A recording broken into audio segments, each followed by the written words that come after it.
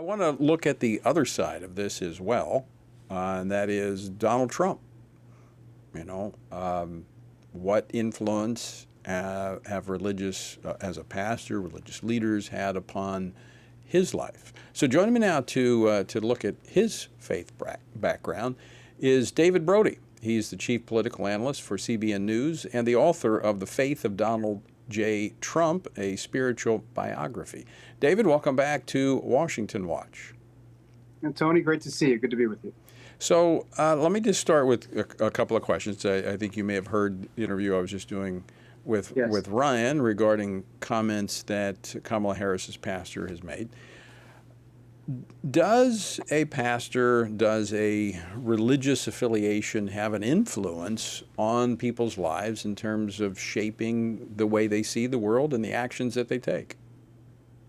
Well, there's no doubt about it. I think it's part of the package, if you will. I mean, take Donald Trump, for example. I mean, he and his father and his mother, they grew up under the tutelage, if you will, the pastoral tutelage of Dr. Norman Vincent Peale, which, of course, we know very famous back in the 1950s, one of the most famous Americans to live back then. And if you kind of extrapolate a little bit of what Dr. Norman Vincent Peale was preaching, it was a very much a kind of a feel-good gospel, if you will. It was a power positive thinking. That's the big book that he wrote.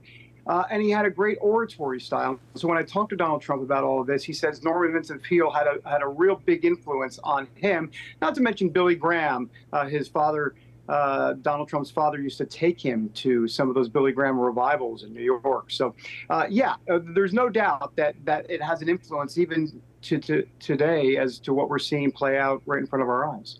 So David, has Donald Trump had, or does he have a pastor? I mean, I've not seen him associated in a consistent or ongoing fashion with a particular church or pastor. There's no sense that he has a particular pastor that he's that there's tutelage under, if you will. I remember, and this is classic Donald Trump. I've known him, going on 15 years now. Our first interview was back in 2011 when he was thinking about running for president, 5 years before he actually did, or 4 years before he actually did. And I asked him about his church attendance and all of that. And he said, I love church. I definitely go to church, definitely twice a year on Easter and Sunday. He was proud of it. Now, normally that's not something you're necessarily proud of, that you go to church twice a year. But with Donald Trump, he was. And it's just kind of interesting how, he saw the world and sees the world. But ever since then, Tony, there's been a lot of people that have been speaking into his life, whether we know about the Evangelical Advisory Board members.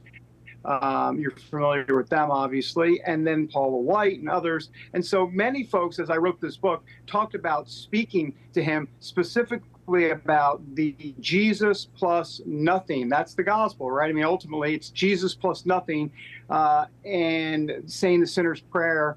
I'm told by many that he has done that. Now, a lot of people might scoff at that. Some of it may be lost in translation. And what I mean by that is that he's a New Yorker that has done things a certain way for a very long time. And I think that might be part of why some people might not quite get there when I say things like that as I report them in the book. Right. There's a pretty sharp contrast here, is there not, when you look at the two and their faith affiliation? Now, we're looking at the pastor Amos Brown statements he's made, very controversial, clearly kind of the social gospel, but Kamala Harris apparently regularly attends, has been a part of that church for 2 decades. Donald Trump more of freelancing when it comes to a church and connection with the faith community, and I think that even I've seen some in critiquing your book that said that Trump's relationship with the evangelicals have been more transactional than really a close affiliation. What would you say to that? Well, a couple of things. First of all, it's bogus. It's ridiculous that it's transactional. I understand in the sense that what they're saying is he needed evangelical votes to get to the White House, and I guess that's true.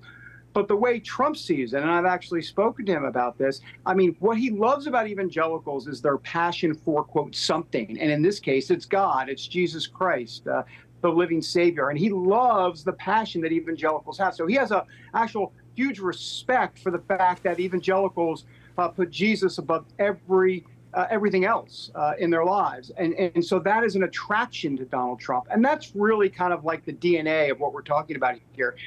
But Tony, as you mentioned, I think the choice is pretty obvious here as it relates to what Kamala Harris and before her, Barack Obama. It's a social justice gospel rooted in Matthew 25. That's what this is all about. It's right out of the liberal playbook. It talks a lot about compassion, but it doesn't really talk much at all about law and order. And so it's skewed. And by the way, this just in, the social justice gospel is not the gospel of Jesus Christ. It's a liberal political philosophy. And as for Donald Trump, he's more old school. He's traditional. He's more of a kind of a common sense guy who says, you know what?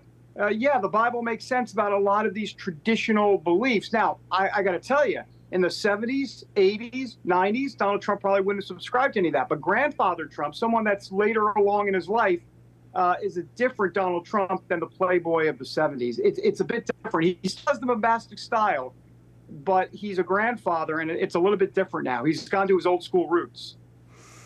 David Brody, I want to step back for just a moment. Speaking about the two presidential candidates, I want to talk more general, as you've been tracking politics for a long time. What do you see happening as it pertains to, and I've got my opinions, but I'm asking the questions. What do you see happening this fall as it pertains to faith-aligned voters, those who vote based upon their faith, that are engaged because of that? What do you see happening? What's the energy level you see this fall? Well, I think the energy is extremely high, but it's a different type of energy. And I think we're all trying to kind of figure out the calculus. This is not the George W. Bush evangelical era. It's not the Reagan evangelical era for sure.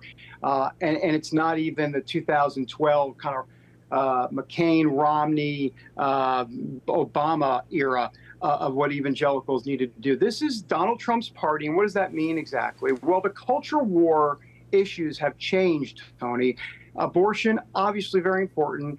Sadly, the same-sex marriage issue is not as prevalent as it used to be. We're now into all sorts of other crazy stuff, advancing things like, well, we go down the list of the LGBTQI plus, X, Y, and Z agenda. They're into some wild stuff there. But beyond all of that, I believe from a faith perspective, voters, especially evangelicals and pro-life Catholics, are really looking at the weaponization of government that Donald Trump has talked about because, Tony, ultimately what's happening in this country is we have lost faith in our public institutions. We've lost faith in our government. We've lost faith in media. We've lost faith in so many different aspects of society that people are questioning everything nowadays. Mm-hmm. Get your tinfoil hat, if you will, at the local Walmart. And I think that's kind of where things are right now, even among evangelicals. Matter of fact, definitely among evangelicals. And so the culture wars of the 80s and 90s are not the culture war issues of today. There is some overlap if you get out the Venn diagram. But it's different. Tony. I'll leave that to the vice president. David Brody, we're out of time. Thanks for joining us. Always great to see you. Great to see you. Thanks, Tony.